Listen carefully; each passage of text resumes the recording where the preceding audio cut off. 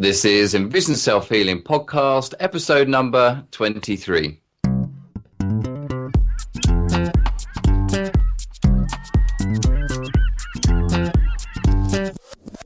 Hi, I'm Will Fuller. And I'm Richard Miller. And we are the co-creators of EnvisionSelfHealing.com and are dedicated in helping you improve your eyesight and quality of life by taking healing into your own hands. The topic of the week this week is making positive observations of your vision improvement.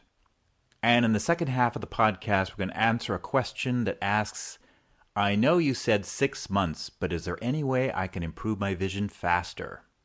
So, Richard, how's the world of self-healing been treating you this week? Well, I think the week started out by resting from all of the work we had done. And that must have been nice. It was nice, just to catch up a little bit on sleep. Yeah. And well, of course, you got on a plane and headed to London, so...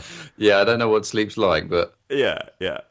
And this, for everybody's information, this is Will on jet lag, so he may not be quite so peppy as he always was.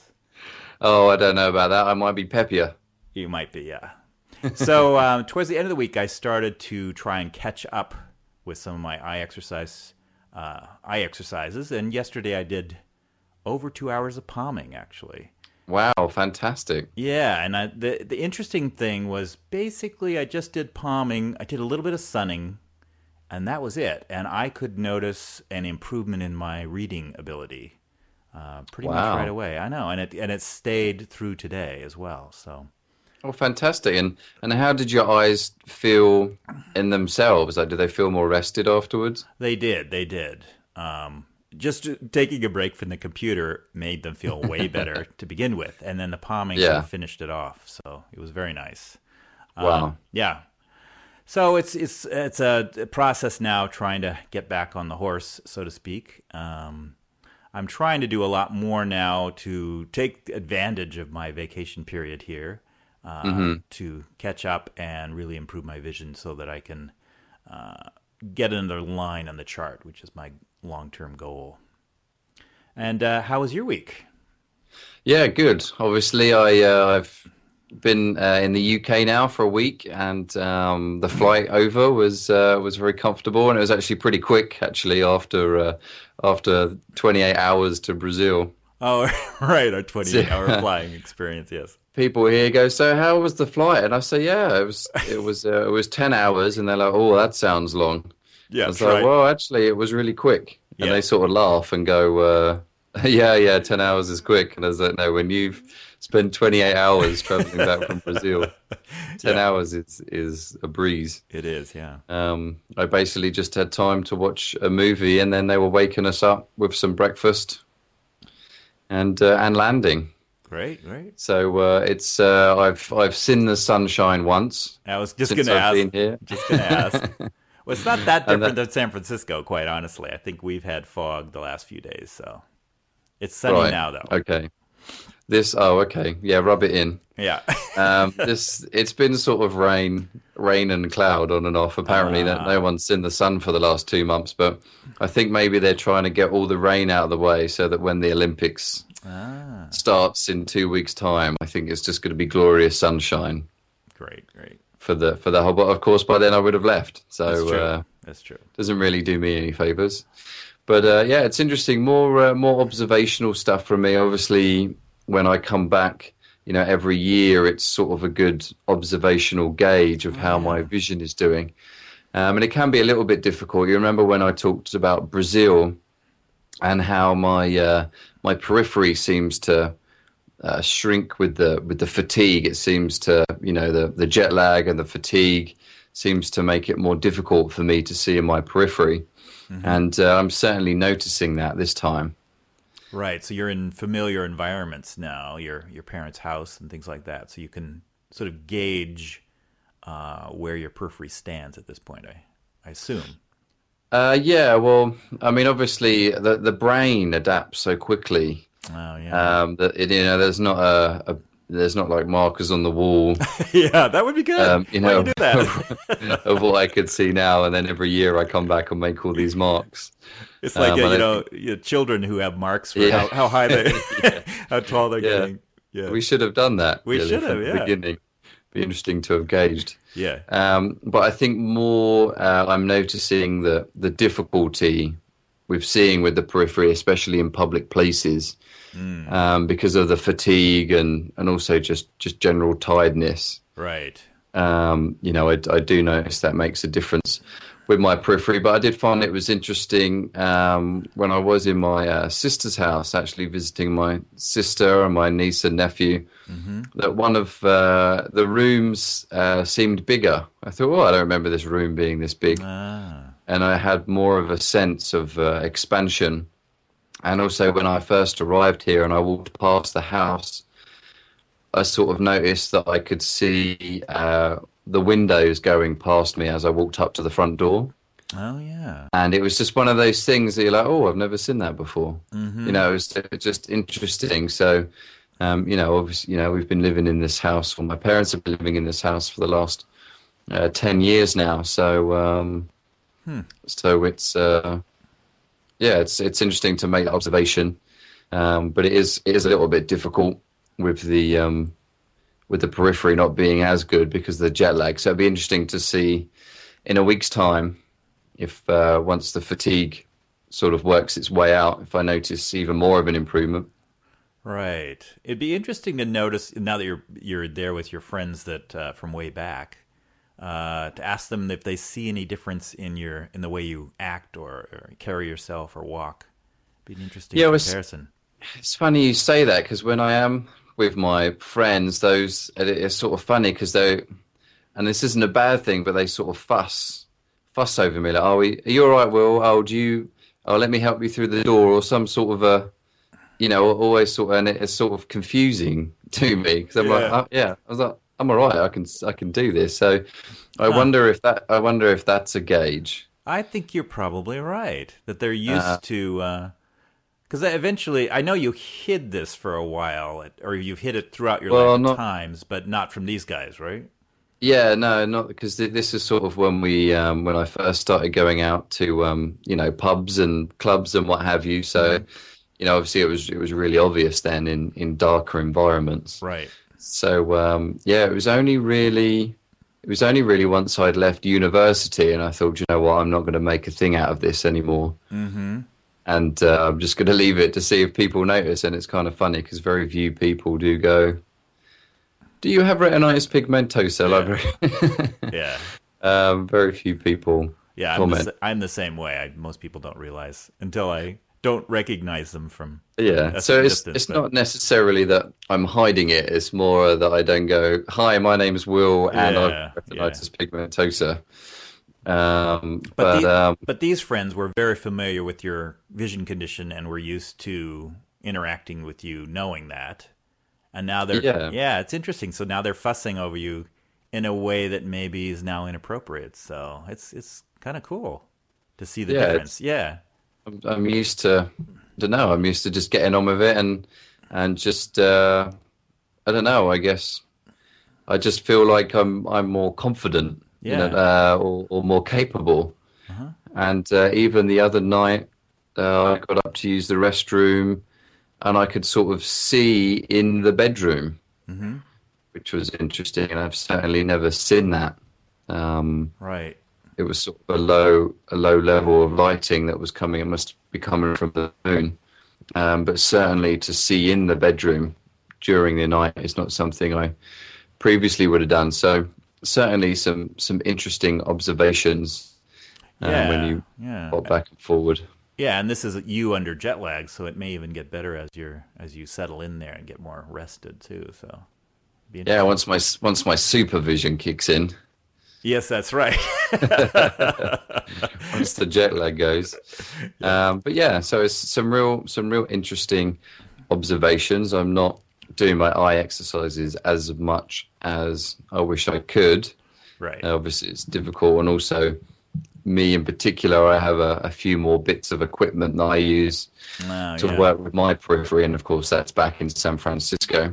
Right. But it's nice to make the most out of, palming and and the sunning when the sun is out, which is very rare. But I did when I woke up the other night. when I had jet lag. I went to bed, slept for a few hours, and woke up. And in San Francisco, it was still only 10 o'clock in the evening, and here it was like maybe 3, 4 o'clock in the morning. So I knew I needed to be up, so I was sort of awake, and I really couldn't get back to sleep. So I just decided to lay on my side and palm, Yep.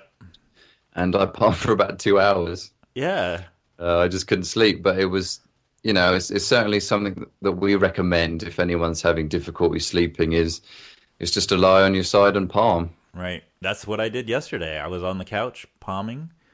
One of my hours was, well, in the middle of that hour, I might have fallen asleep a little bit, but it was there on the couch on my side. So it works really well. Yeah, no, so yeah, really, really good so far. Got another busy week ahead, catching up with friends and family. Great, great. Well, I think it may be time to move on to the topic of the week.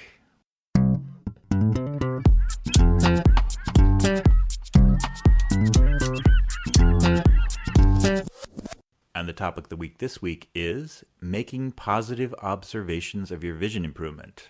And we seem to do this every week, but I guess that's what we were talking about to a certain degree, was making these kinds of observations.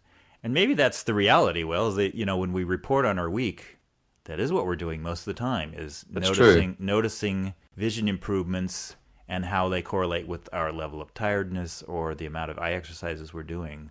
Certainly, we also make negative observations sometimes, like when your periphery. It's easier for you because your periphery is a very key, kind of an easy thing to see. For me, that's not jealousy. I can hear in the tone of your voice of that you wish you had less peripheral vision. No. And I lose the ability to read sometimes, but then it comes back. So that's sort of maybe my gauge. And I think part of the point of it also is how you deal with it. So when you have that fuzziness. Mm-hmm. And that difficulty seeing, what is the next step? What is your next process of thought? Mm-hmm. Is it a negative one of, oh no, I can't see, I'm going blind, mm-hmm. these eye exercises aren't working, I'm wasting my time? Yeah. Or is it one of, oh, interesting, my vision seems a bit blurry, I wonder what might have caused this? Mm-hmm. Am I slightly fatigued? Was I up late last night? Have I been busy at work? Have I been sitting at the computer for the last X amount of hours? How do you cope with that sense of blurriness and then be able to observe when something positive does happen? Right. The other thing I realize we're sort of challenging here is the whole idea that your vision fluctuates, that optometrists tend to believe that your vision is fixed and it doesn't go up and down. And we know for sure it does go up and down. We can see it for ourselves. Exactly. Well, I think even optometrists, how could they ever? Yeah. We know that if we're up late or if we've had a long day, our vision gets blurry. Right. Yeah. Oh, I guess the thing they would say is you couldn't do an eye exercise and then have your vision get better. That's probably mainly what we're challenging, is this idea that you could do an eye exercise. Like for me, I could do 2 hours of palming and then be able to read easier. I see. The fact that it actually improves afterwards. Exactly. That's something that they wouldn't agree to. So, but it's an important part of the eye exercise program is to make these observations because it does keep you motivated. It guides you a bit as to which exercises you are working best for you. Those are the two main things, and it's a part of enjoying your vision, that you want to be able to enjoy seeing clearly. And if you never notice it, you're never going to enjoy it.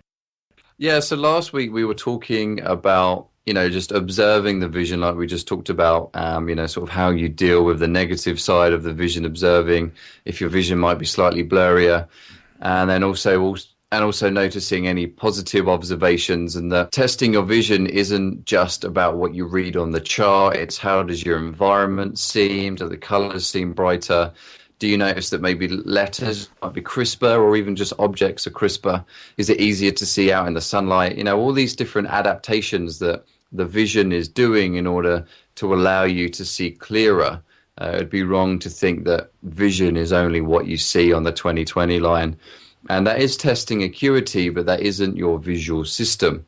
So what we're saying this week is now focusing on the positive aspect of your vision observation. What are the positives that you see in the day? Because it's so easy for us to get bogged down with the negatives. Right, right. Like you could be looking at your shrinking periphery as you travel and think, oh, it's degenerating. My disease is getting worse. And you now know why it's getting smaller, and you know how to do the exercises to enlarge it again. So Yeah, it's and of course, and those thoughts still obviously pass into your mind, and it's sort of how you deal with those negatives. And if you hold on to it, then and you never let it go, then you're always going to stay with shrinking periphery, even if there is an improvement. I'm not mhm. going to notice it because I'm not open to it. Yeah, and I guess that's why we encourage people to look at their vision to notice if it has improved after every exercise. If you do the exercise and then just spend a moment, a second even, just noticing any kind of improvements. So if you're doing a peripheral vision exercise, notice the periphery. If you're doing a distance looking exercise, when you're done, just sort of look around and see if you have a little more clarity, even close up or in the distance in particular. Um, if you're doing a sunning exercise, notice if you have a little more contrast. If you're doing palming, notice if you're more sensitive to dark environments, things like that. Just they make sense. And also that sense in your eyes as well. Do your eyes feel more alive? Do they feel a bit more active when you're doing certain exercises, or do they feel more rested and less strained when you're doing other exercises? Really trying to build that relationship with your vision, because it's just like in that sense, it's the same as if you've got you suffer from low back pain. And if you can't rebuild that relationship with your low back to know that if you've been sitting for 6 hours, your back is starting to ache, if you don't have that connection and that relationship, then you're going to end up sitting in the same seat for the next 10 hours.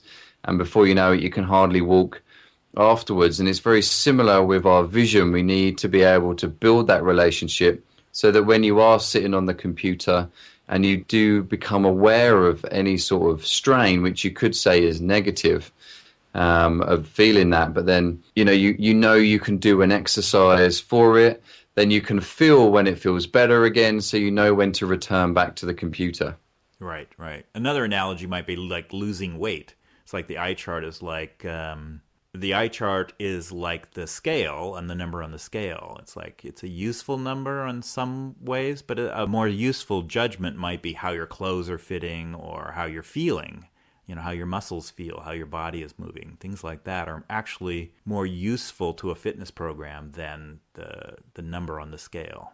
And it's really important what you were saying before about making those smaller observations after the exercises, because it's amazing how many people say, "Oh, my vision can't improve," and say you do sunning, and you improve a line on the chart, Right. and you go, "Well, there you go, you just improved your vision." And somehow it's able to be Yeah. sort of, oh, well, that's because so Yeah. sort of Yeah. Yeah. justify it in some way that means that it wasn't improvement. Right. And then the only thing that matters is what the eye doctor says, rather than the line that you read on that day, which is positive improvement. And the more of those observations of small positive improvements, you start then moving that into your daily life. Say you're sitting there in a restaurant and you're trying to read a menu with a friend, and you're having a good old time, and you think, oh, actually, this menu's looking pretty clear. Actually, I can read this smaller text that I couldn't read before, or Right. sort of something that if you're not being aware of, then it's easy. You're always going to notice the negative stuff. Right. Um, Well, yeah, and it's another very practical application of this is that, bringing up the menu thing. For me, with presbyopia, if you don't notice that you're reading smaller type, it's very easy to pull out the reading glasses and not think about it because it's a habit. But if you start noticing, oh, I can read that size type now, then you don't bring out the reading glasses at that point. So if you never notice those improvements, you would never change that habit in some ways. And it's amazing how quick we are to forget where our vision was before. Right. You read it and you're like, well, I read it, but Yeah. again, you're able to push it off to one side. So you'll be surprised how, our listeners here, you'll be surprised how many of you are actually experiencing vision improvement, but you're just ignoring it, Right. pushing it off to one side. And, just on the basic fact that eye doctors and most of the medical world will say vision cannot improve. In theory, just that tiny small improvement should be a miracle. Yeah. By their standards, it's definitely a miracle. Yeah. So we should really be singing to the high heavens that we're able to read, this small type on the menu without our glasses, or read any type on the menu Right. with our glasses if you're presbyopic. But instead, instead we just ignore it somehow. Yeah. And there is the reality that vision improvement in general is relatively slow, and your brain does adapt, and you forget. So Yeah. it's just, And that's one of the reasons why we suggest the vision journal. it's true. Yeah, to keep track of this stuff so that you notice the vision improvement over a longer span of time. Because it's very easy just to ignore, and okay, you might have read that one line in the menu, but for the rest of the day you had to wear your glasses in order to read and do work. But if you don't acknowledge those small achievements, then it's a long road otherwise. It is. So I think it's time to move on to question of the week.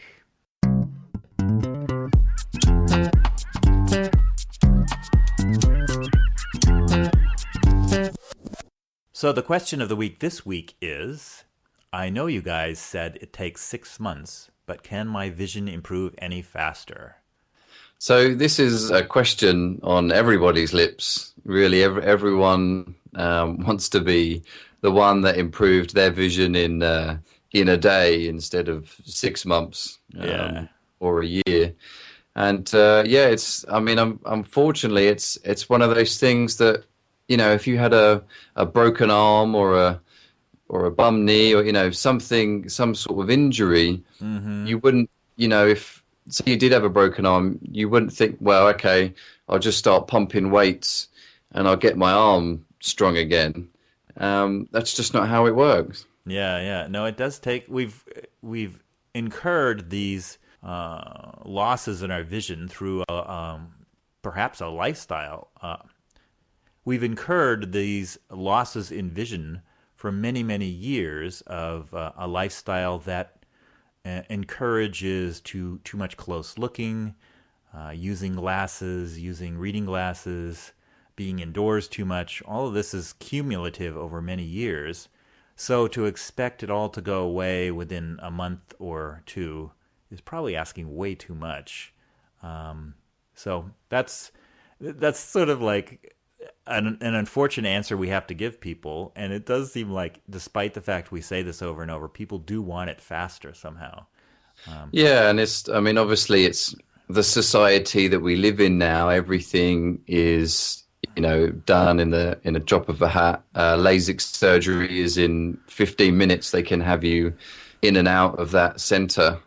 Right, and look what the risk you're taking in doing that. That seems to be the reality, is that the things that are fast do incur some risk.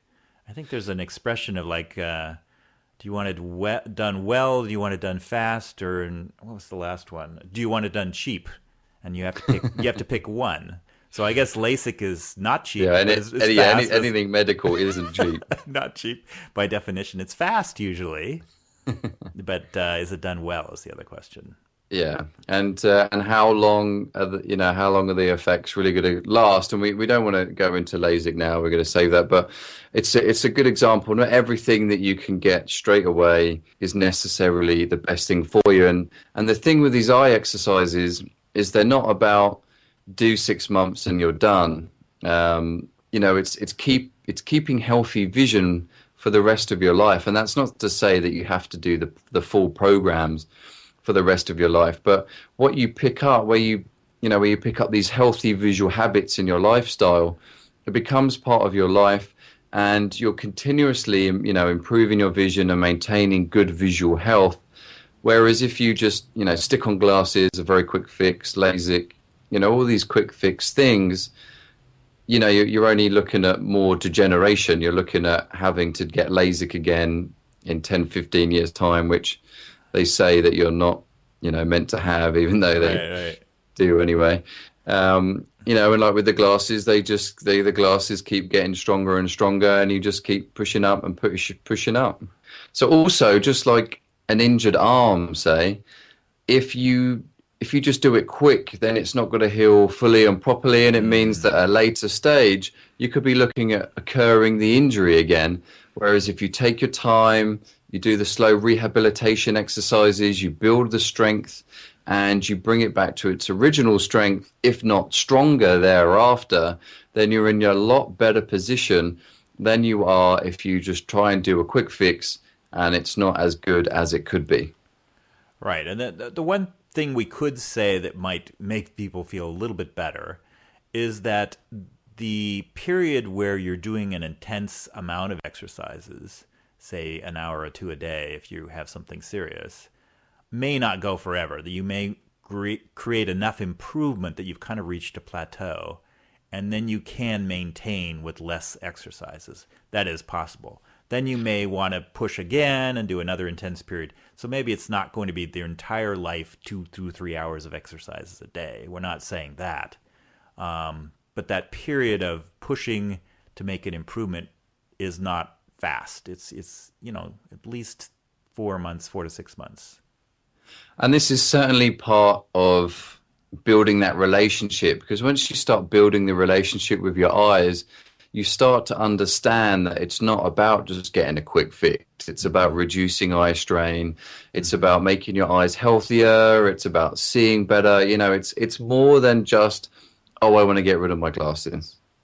And, if that's your goal, I want to get rid of my glasses, I want to do it now, then you're sort of missing the point a little bit. Mm-hmm. With the exercises. I guess we would encourage you to just if you want a quick fix, just wear the glasses and don't do anything else, because it's the least harm you're going to do to yourself rather than doing surgery anyway. So. Yeah, we're definitely getting to the point now where we're just saying, if you don't want to do the exercises, then just don't do them. It's fine. Wear your glasses. Just don't get LASIK, and anyway. But if you want something quick, the eye exercises are not a quick fix. You will start seeing improvements in a relatively short space of time if you stick with the eye exercises. But just like most things, if it's something worth doing, it's worth doing it right. And you sort of need to look at the bigger picture here, literally, if you're trying to improve your periphery, and realize that there's a lot more benefits to this, and there's a lot more to this than there is just to say somebody, I just want to get rid of my glasses, tell me how to do it, and I'll do it. And I suppose maybe part of that is also the marketing of all these other, vision adverts that you see out there. Get 20/20 vision in 2 weeks, get rid of your glasses. Mm-hmm. Yeah, I mean, one quick thing you can do if you're comfortable not wearing your glasses, just don't wear your glasses. That's a quick fix. You do have to get comfortable with the amount of blur you might be seeing with not wearing your glasses, but that's something you can do right away. And then just wear your glasses when you really need to. So you get some of the goodies of not wearing your glasses now. Just become comfortable with not wearing them. It's And so and we always recommend that you, if you do need to wear glasses, and if you do need to wear glasses and you're doing something hazardous, then obviously you need to do it for safety reasons. But when you're in a comfortable environment and you don't have that pressure that, you're not at work, you don't have a deadline, you're just relaxing in the home, then you can just go without your glasses.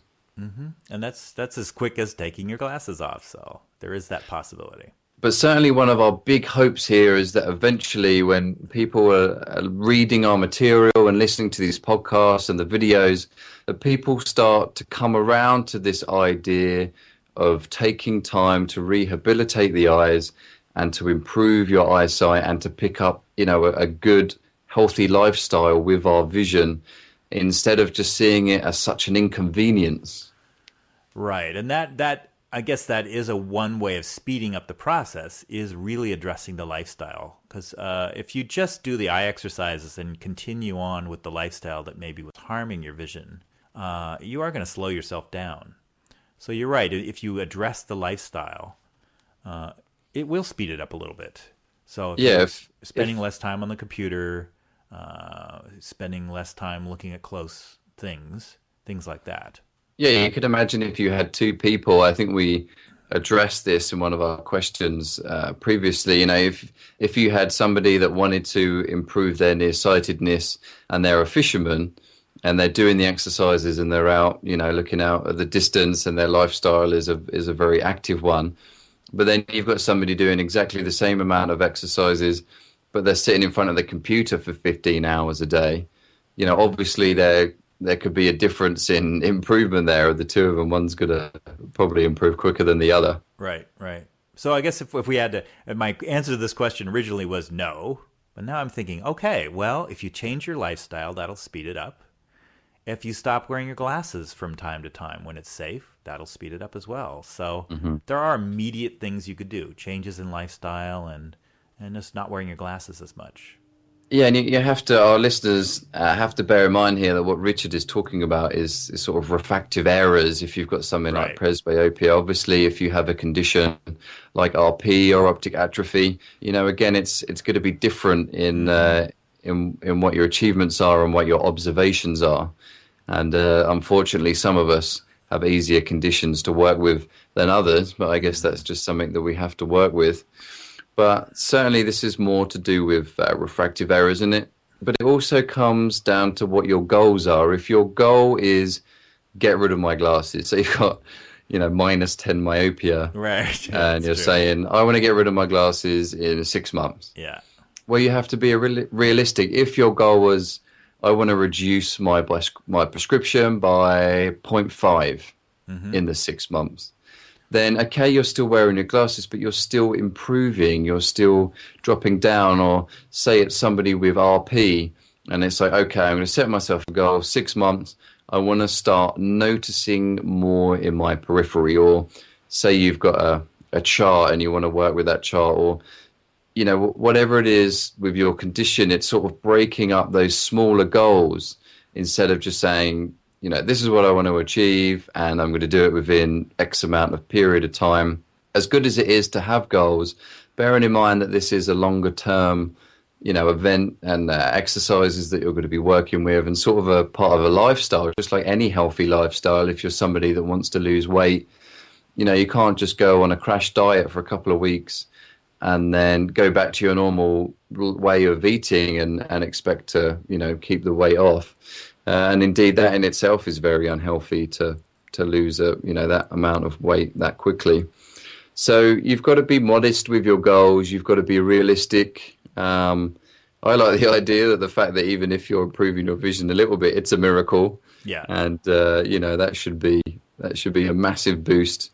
But for some reason, society doesn't seem to be acknowledging that. Yeah, yeah. I was realizing now, you're right. We keep going back to the people who want to get rid of their glasses, which we respect those people, even though we're not in that group. But there might be a way of setting goals for people with more serious conditions. I was thinking about, like, if you're someone with low vision and you can't quite read the walk, don't walk signs, you know, across the street, and you're like close to being able to read it. Some goal like that really improves your lifestyle. That's something to set. And it's got to be something within your range, you're almost there, so that it's not too big of a goal to set. I remember before we said about, you know, working with your strengths. If you're somebody that has, you know, an injured leg, instead of just going from sitting down, you know, never really using your legs because they're injured, to, you know, running a half marathon, you know, there needs to be that in-between step. And it's doing, even if you're just walking, that's something that you're already comfortable with, and you slowly start to build strength. Just like, say, Richard, if you were working with an eye chart, you know, instead of doing exercises with the 20/20 line, which is, you know, something that it would be nice if you could achieve that, but at this point your goal is say the 20/80 line, then those letters are what you're comfortable with, Right. and that's what you start working with. Right. And I do some practice with just working with 20/100 letters or 20/80 letters to get comfortable with that edge of where I can improve just a little bit more and feel more comfortable. Okay, great. Well, I hope you've enjoyed this week's episode. It was really nice that I was still be able to jump in here and get this podcast broadcasted all the way across the pond in the not so sunny England, but we are hosting the Olympic Games, so at least we've got that to go on. And hopefully next week we'll be able to do the same, depending on our schedules. I am heading off to France at some point here, so hopefully we'll be able to squeeze these more of these shows in. We know you guys appreciate it, and we certainly enjoy being able to get some of this really important information out, because I don't really know too many people that are putting this information out there. Like nobody but us, really. So if you want to find out more about eye exercises, you can always head over to our website at envisionselfhealing.com, and you can get your hands on a free ebook called A Modern Day Guide for Improving Eyesight. And we sort of created that ebook so that it's a real basic introduction to the eye exercises. It just goes through 10 quick basic steps. It goes through the parts of the eye and how indeed you can improve those parts of the eye and improve your eyesight. And if you want to catch up on some more information, you can head over to our website, and you'll see some blogs there that both Richard and I have been releasing to help give you a little bit more information on how you can improve your eyesight. And you can also get your free vision improvement program on the website. Just head over to the conditions tab, and you'll see there, try and find your condition and start working on your exercises and see if you can start seeing the improvements. You can also head to the resources section, and you'll find some free eye charts and all the equipment that we use to help improve our eyesight. And indeed, head over to our Facebook fan page and like our page over there, and you'll see a bunch of pictures and information that Richard and I keeping that updated and seeing how we're improving our eyesight and helping others. And you can also keep up to date with what's going on with Richard and I on our Twitter accounts, and surely head over to the website and you'll be able to find links to catch up with us on Twitter. So I hope you enjoyed the episode this week, and happy healing. And have a good week.